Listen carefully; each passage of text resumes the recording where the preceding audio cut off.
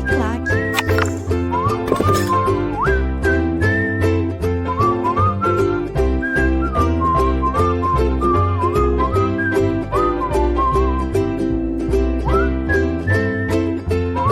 Olá, como você está? Que bom revê-los para mais uma aula, nossa aula de número 4, para a gente aprender mais e em cima do objetivo, fechar, gabaritar processo de trabalho nesse nosso curso que eu digo e repito, tem um carinho especial porque é um curso de edital. Seu edital está na rua, estamos vendo ponto a ponto e você vai ter sucesso logo, logo na sua prova. Você sabe disso. Bom, coloque no seu caderno aí. Isso está de forma implícita dentro do nosso edital sempre, né? Aparece, é bom que a gente saiba. Então pode notar, por favor, para ficar didático, a comunicação dos atos processuais. Vamos ver a forma das comunicações. A regra, nós sabemos que é a comunicação postal. Isso aí é uma grande base. Só que quero só passar inicialmente com você como é que funciona esses tipos de comunicações. Comunicações entre juízos, como é que funciona fora do juízo. Vamos? Vamos lá então. Comunicação entre juízos ocorre através da carta de ordem, da carta precatória e também da carta rogatória. Carta de ordem, acho que o nome já diz, é bem tranquilo. É quando a comunicação é enviada por um órgão inferior.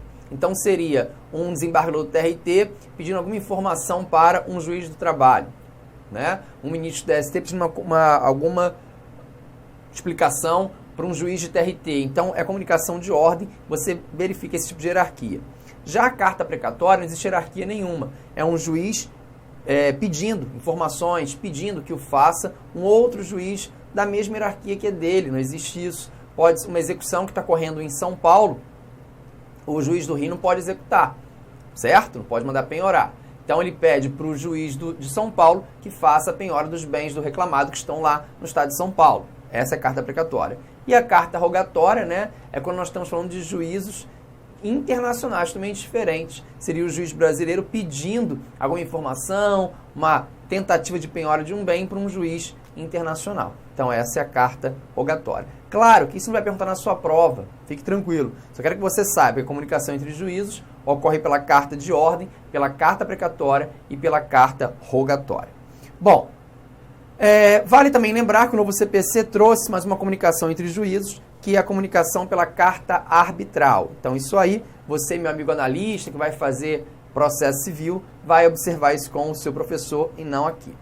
Bom, e também, agora que nos interessa mesmo, a comunicação não realizada entre juízos.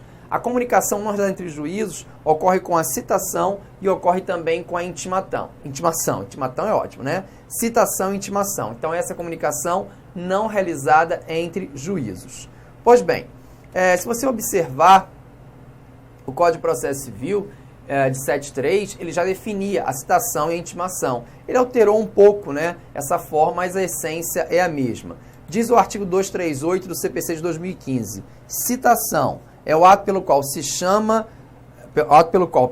são convocados o réu, o executado ou o interessado para ingressar a relação processual. Veja que o novo CPC chama o réu, né, o executado, o interessado para integrar uma relação processual. Venha, integre uma relação processual. Isso é bem interessante, porque no CPC anterior a citação era o ato pelo qual se chamava a juiz o réu e o interessado a fim dele se defender. Isso agora acabou. Com o novo CPC, eu entendo que a citação é o ato de convocação do réu, do terceiro, do interessado, que for do executado, para integrar uma relação processual. Bem interessante. Da mesma forma que a intimação é o ato pelo qual se dá ciência a alguém dos atos e dos termos do processo. Então, a ideia da intimação é dar ciência aos atos, para que faça ou que deixe de fazer alguma coisa. Basicamente é isso. No processo de trabalho, o reclamado ele é notificado para comparecer a uma audiência. A CLT, ela utiliza a nomenclatura notificação, ora como citação, ora como intimação. Você observa muito isso, né? Ora como intimação, ora como citação, tudo lá é notificação. Então, tudo a gente chama de notificação. A gente não tem essa divisão que o processo civil faz. Agora, observamos sim que por muitos momentos, vou até explicar, como o próprio legislador faz essa diferença, chama de citação, nós temos um exemplo na execução. Na execução, o oficial de justiça apresenta o mandado de citação em penhora, para que o executado pague ou garanta ao juiz em 48 horas. Então não falou em notificação, né? Não falou, tudo é notificação. Tá, mas não falou notificação, falou nesse caso em citação. Então vai ter muitas atecnias aí na CLT. Só para ilustrar, artigo 880, requerida a execução, o juiz ou presidente do tribunal mandará expedir mandado de citação, olha aqui, ó. Mandado de citação do executado, a fim de que cumpra a decisão ou acordo no prazo, pelo modo e sob as combinações estabelecidas, ou, quando se tratar de pagamento em dinheiro, inclusive de contribuições sociais devidas à União, para que o faça em 48 horas. Está aqui, ó. Ou garanta a execução sob pena de penhora. Então está aí o mandado de citação. Então falou em citação, não falou aqui em notificação. Agora olha aqui, olha a confusão, as testemunhas. As testemunhas comparecerão à audiência independentemente de notificação ou intimação. Olha a salada que a gente faz, independente de notificação e intimação. É por isso que prefere-se no processo de trabalho chamar tudo de notificação. Tudo. Mas quais são as formas dessa notificação, já que ela é regra no processo de trabalho? Você tem que lembrar que a regra é a notificação postal. Regra, notificação postal. Notificação postal, ela é feita pelos correios, na fase de conhecimento. Não sei se você vai lembrar daquela aulinha de serviços auxiliares, que eu te falei assim, ó. Pense no oficial de justiça para a fase da execução. Aquilo não foi à toa, aquilo é porque é forma mais comum de vir em prova. Pense no oficial de justiça funcionando na fase da execução. É assim, porque aqui na fase de conhecimento, a regra é a comunicação, é a notificação via postal. Via postal, ela é feita pelos correios. Essa é a regrinha. Olha o artigo 841 da CLT. Recebida e protocolada a reclamação, o escrivão ou chefe de secretaria, dentro de 48 horas, remeterá a segunda via da petição do termo reclamado, notificando ao mesmo tempo para comparecer à audiência e julgamento, que será primeiro desimpedido depois de 5 dias. A notificação será feita em registro postal. Aqui está, olha a regra. Regra, notificação em registro postal. Então, por correio. Essa é a regra aqui no processo de trabalho. A comunicação, a notificação, ela vai via postal. Queria te mostrar nesse momento isso aí, essa base para você entender. Agora, cuidado. A notificação no processo de trabalho, ela não constitui um ato pessoal. A notificação no processo de trabalho, ela não constitui um ato pessoal. Então, você pode deixar a correspondência por reclamado com o porteiro da empresa? Perfeitamente. Pode deixar na caixa postal? Pode. Isso hoje é totalmente possível. Sempre foi possível, né? Então, no processo de trabalho, a notificação, ela não é um ato pessoal. Atente-se bem a isso, tá? Ela só é um ato pessoal na fase da execução, quando vai o oficial de justiça entregar o mandado de citação e penhora. Aí é diferente, mas em regra não há que se falar nisso. Lembrando que, se a notificação postal é a regra, se o correio não encontrar o reclamado, o destinatário, o que for, ou encontra e ele criar embaraços em receber aquela comunicação, ele não tem que brigar com ninguém. Vai ter que devolver ao tribunal de origem no prazo de 48 horas, sob pena de responsabilidade do servidor do correio. Fixa nisso, artigo 774, parágrafo único. Tratando-se de notificação postal, no caso de não ser encontrado destinatário ou de recusa de recebimento, o correio ficará obrigado, sob pena de responsabilidade do servidor, a devolvê-la no prazo de 48 horas ao tribunal de origem. Então está aí um ônus aí para o correio, já que é a regra por ele, mas ele vai ter que devolver em 48 horas. Cuidado. Isso aqui é até uma questão bem de provas no processo de trabalho, a gente vai ter essa aula também, mas toma cuidado aqui. O TST diz o seguinte: quando uma comunicação, uma notificação sai da Justiça do Trabalho, presume-se que o destinatário recebeu no prazo de 48 horas. Então, sempre que sair uma comunicação da JT, presume-se que o destinatário recebeu no prazo de 48 horas. Se ele não receber no prazo de 48 horas, é ônus dele, destinatário, comprovar o não recebimento. Então, não esquece, quando uma comunicação, uma notificação sai da JT, presume-se que o destinatário recebeu no prazo de 48 horas. Se ele não receber nesse prazo, é ônus dele comprovar o não recebimento. Súmula número 16 do Tribunal Superior do Trabalho, na sua tela. Presume-se recebida a notificação 48 horas depois de sua postagem. O seu não recebimento ou a entrega após o decurso desse prazo constitui ônus de prova de quem? Do destinatário. Ele tem que provar que não recebeu ou recebeu em tempo reduzido, se for o caso. Então, notificação postal é a regra, mas nada impede também a comunicação, a notificação por edital. Quando que ocorre a notificação por edital? Quando o reclamado criar embaraços para o recebimento da notificação postal ou na hipótese não ser encontrado. Então, se criar embaraços para receber a notificação postal ou se criar embaraços para o recebimento, a notificação pode ocorrer na via postal. Não esqueça que se for na fase de conhecimentos, a comunicação via postal muda um pouquinho. Na fase de execução, essa comunicação via postal ocorre quando o executado for procurado por 2 vezes no espaço de 48 horas e não for encontrado. Beleza? Então, na fase de conhecimento, atente-se a isso. A citação por edital, a notificação por edital, você escolhe, ela vai ocorrer quando o reclamado, ele não for encontrado ou criar embaraços para recebimento. Na fase da execução, a citação editalícia ocorre quando o executado for procurado por 2 vezes no espaço de 48 horas e não for encontrado. Aí muda só um pouquinho aqui, preste atenção. Artigo 880, parágrafo 3º da CLT. O executado procurado 2 vezes, tem essa exigência, no prazo de 48 horas, não for encontrado, far-se-á citação por edital, publicado no Jornal Oficial ou, na falta deste, afixado na sede da vara durante 5 dias. Tranquilo? Aí tá bem claro, né? Sem sofrimento. Lembrando que, chegaremos lá, mas vou lembrar agora, vale, no procedimento sumaríssimo, aquele para as causas de até 40 salários mínimos, não se fará citação por edital. No procedimento sumaríssimo, não se fará citação por edital, devendo o reclamado indicar o nome e o endereço correto do reclamado. Ok? Só que eu vou aplicar essa regra só para a fase de conhecimento. Cuidado que a FC gosta de fazer confusão nisso, hein? Se eu estiver na fase da execução, mesmo estando no procedimento sumaríssimo, ele vai te dar índices, né? Que o processo corre no rito sumaríssimo, não importa. Se eu estiver na fase da execução e se o executado for procurado no espaço 2 vezes, no espaço de 48 horas não for encontrado, cabe sim a citação por edital, mesmo eu estando no procedimento sumaríssimo. Beleza? Então, só essa restrição, só para a fase de conhecimento. Bom, e a comunicação, a citação, notificação pelo oficial de justiça é prevista na CLT apenas na fase da execução. Então, eu disse lá para você, pense no oficial de justiça funcionando na fase da execução.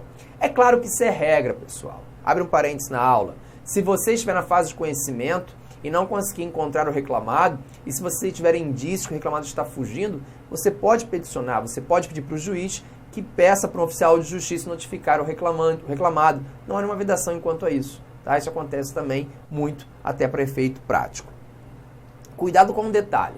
A notificação da União, dos estados, DF, municípios, ela deve ser realizada pelo oficial de justiça. Ela é um ato pessoal. Então, a notificação, as comunicações para a União, os estados, DF, municípios, deve ser feita pelo oficial de justiça, inclusive na fase de conhecimento. Não é só na fase da execução, é inclusive na fase de conhecimento. Muito bem. Tranquilo em relação a isso? Então, essas são as formas de comunicação que acontecem aqui no processo do trabalho. É bom que vocês saibam, o tema é bem curtinho mesmo e se quer alguma coisa, não vai longe disso aqui não. Agora, um tema importantíssimo, coloca no seu caderno, procedimentos trabalhistas. Quem prefere pode falar ritos, né? Procedimentos ou ritos trabalhistas. Bom, o procedimento é a forma como o processo anda, é a forma como o processo vai se desenvolver. Claro, o processo é uma linha reta, o processo anda para frente, então ele tem que se desenvolver. O processo de trabalho, nós temos 3 ritos trabalhistas, 3 procedimentos ou ritos, que é o procedimento ordinário, que é o procedimento regra, o procedimento sumário e o procedimento sumaríssimo. Repita daí, procedimento ordinário, procedimento sumaríssimo e o procedimento sumário. Ordinário, sumaríssimo e sumário. Pense numa prova de processo de trabalho que nunca deixe de cobrar pelo menos uma questãozinha envolvendo o procedimento sumaríssimo. Pode ter certeza. Na sua prova que está chegando, pelo menos uma questão de sumaríssimo vai estar lá. Pode confiar, pelo menos uma. Vamos começar a falar do procedimento sumário, que não tem quase nada para ser dito, só para efeito de prova mesmo. O procedimento sumário, ele está previsto na Lei 5584/70, naquela nossa leizinha de processo de trabalho, e ele também pode ser chamado de dissídio de alçada. Então, um procedimento sumário ou dissídio de alçada. Cabe quando? Cabe para as causas que não excedam a 2 salários mínimos. Então, eu vou pensar no procedimento sumário apenas para as causas que não excedam a 2 salários mínimos, ok? Basicamente é isso. Aí muitos falam, peraí, se o procedimento sumaríssimo, se o sumaríssimo é para as causas de até 40 salários mínimos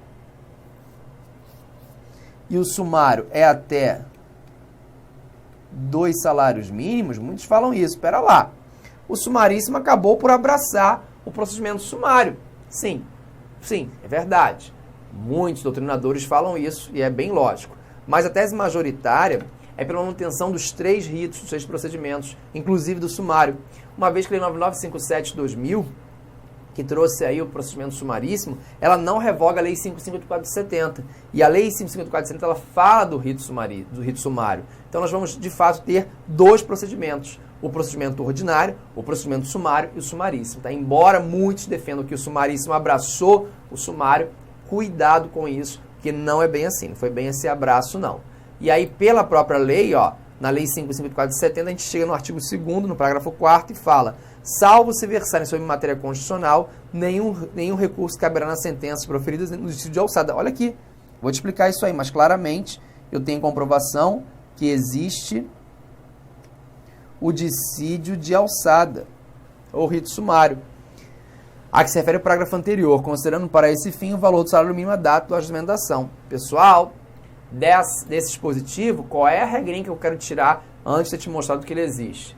Que o procedimento sumário, ele é um procedimento de única instância. Não cabe nenhum recurso da sentença do juiz do trabalho no procedimento sumário. Então, as decisões no procedimento sumário, elas são irrecorríveis, não cabe nenhum recurso. Salvo se houver ofensa à Constituição Federal, neste caso, cabe recurso extraordinário direto para o Supremo Tribunal Federal. Olha a importância, né?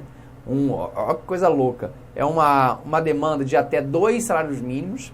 Se na sentença vier uma ofensa à Constituição Federal, cabe diretamente recurso extraordinário para o Supremo Tribunal Federal. Não passa por TRT, por TST, nada. Ok? Tranquilo? Então, cuidado. Se cai algo na sua prova, não vem nada diferente disso em relação ao sumário. Bom, o sumaríssimo não cai, não. O sumaríssimo, ele despenca na sua prova.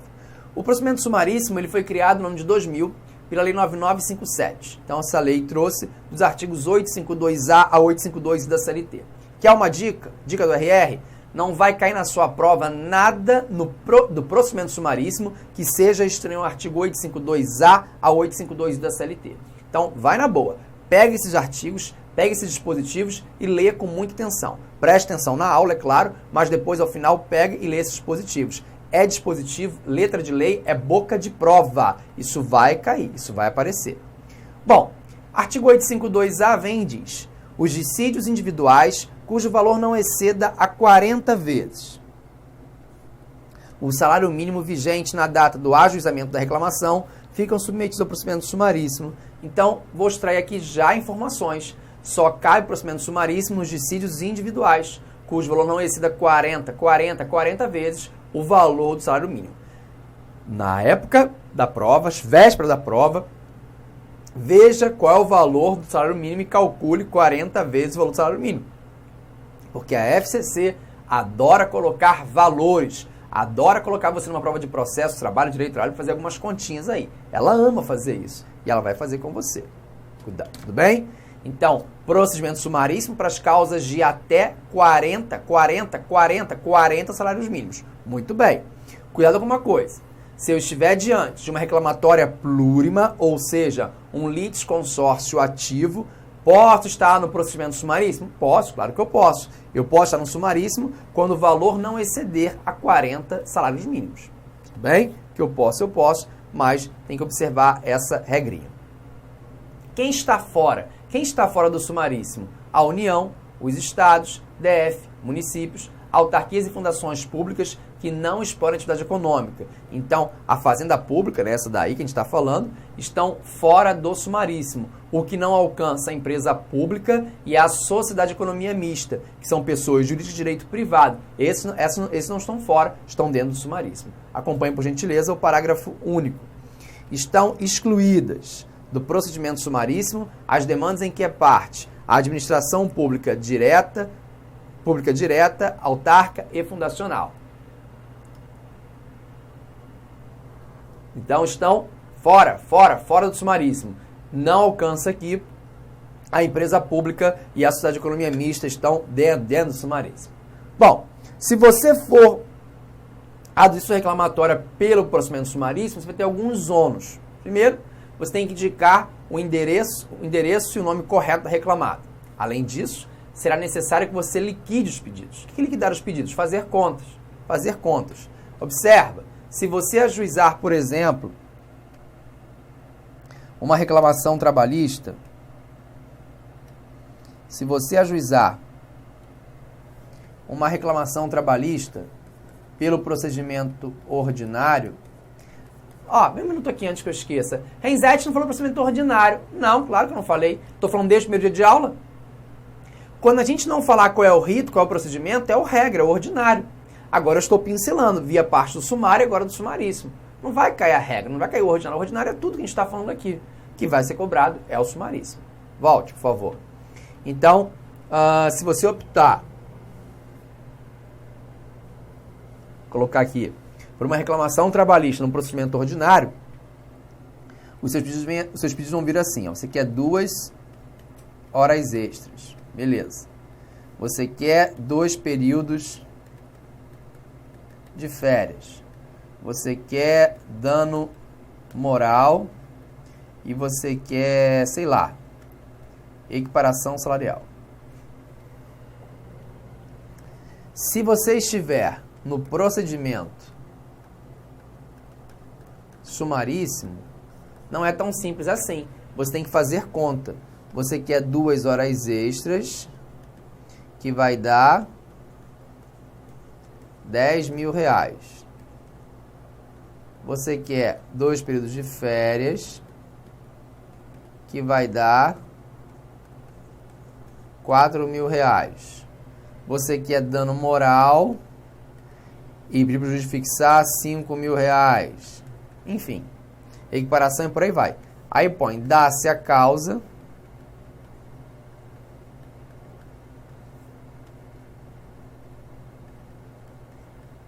o valor de soma as verbas. Aqui no ordinário, dá-se a causa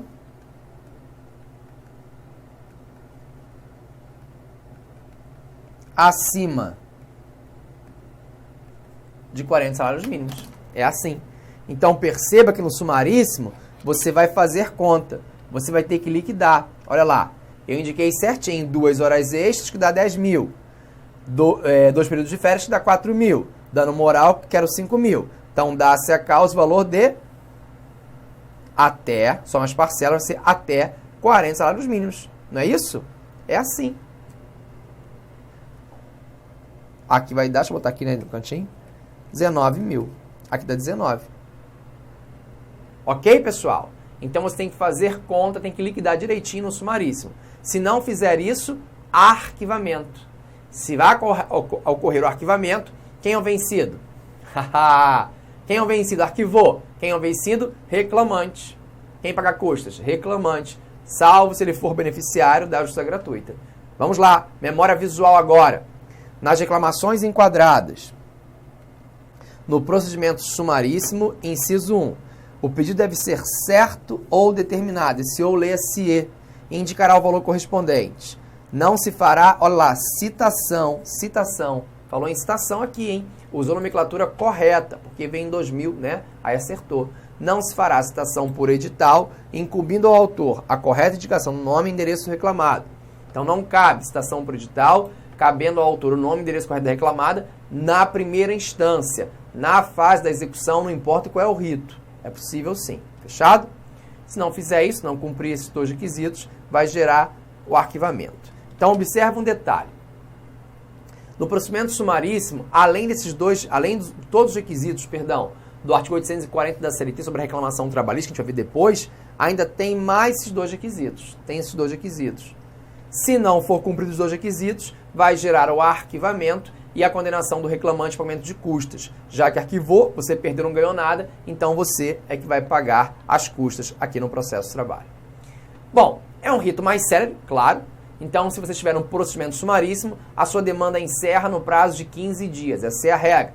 Então, a demanda encerra no prazo de 15 dias, podendo ser prorrogado, em poucas situações, já que a audiência é única, por até 30 dias. Então, diz aqui o inciso 3. A apreciação da reclamação deverá ocorrer no prazo máximo de 15 dias, essa é a regra, do seu ajuizamento, podendo constar de pauta especial, se necessário, de acordo com o movimento judiciário da vara ao trabalho. Então, o prazo para encerramento é 15 dias. A exceção está aqui, se houver o fracionamento da audiência, que é bem difícil acontecer. 852H, parágrafo 7º. Interrompida, tem que ser interrompida. A audiência, o seu prosseguimento e a solução do processo dar-se-ão no prazo máximo de 30 dias, salvo motivo relevante justificado nos autos pelo juiz da causa. Então, dificilmente você vai ter o fracionamento de audiência no sumaríssimo, você vai ver isso. Lá, audiência única, assim quis o juiz, assim quis o legislador. Então, isso tem que ser observado. Então, no sumaríssimo, a demanda encerra no prazo máximo de 15 dias. Ok. Mas se for interrompida a audiência, existem algumas hipóteses, óbvio, que pode ser interrompida sim a audiência. Se for interrompida a audiência, a solução desse processo dá-se no prazo máximo de 30 dias. Cuidado com a prova objetiva, beleza?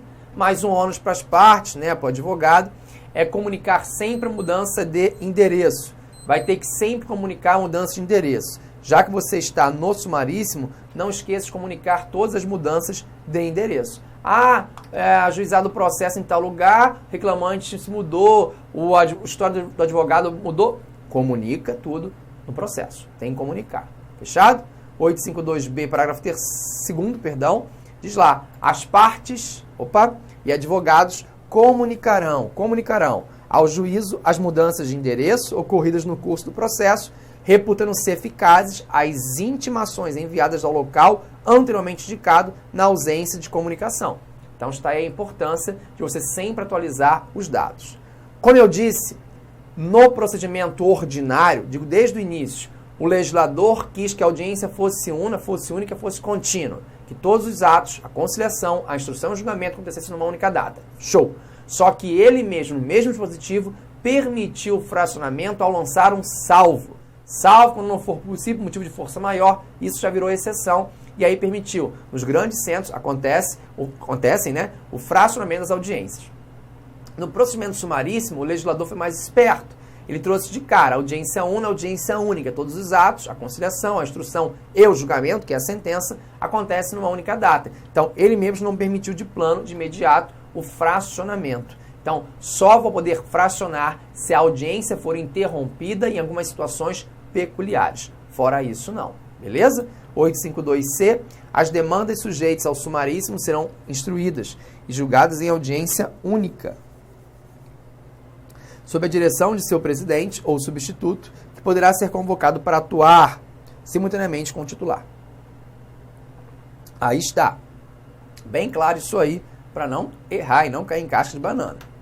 Lembra do princípio do inquisitivo do inquisitório? Pois é, o juiz é o diretor do processo, o juiz dirige o processo. No ano de 2000, com o advento do procedimento sumaríssimo, ficou mais claro, mais marcado ainda, esse princípio do inquisitivo, que o juiz é o inquisitivo, o inquisitório, que o juiz dirige o processo. Nós não temos o princípio da cooperação, pelo menos expresso, como eu tenho hoje no processo civil. No processo de trabalho, é o princípio do inquisitivo ou inquisitório, estampado aqui. Pode colocar o texto legal e perguntar qual é o princípio, hein? Cuidado com isso. Artigo 852D. O juiz dirigirá. O juiz é o diretor, dirigirá o processo com liberdade para determinar as provas a serem produzidas, considerado o ônus probatório de cada litigante, podendo limitar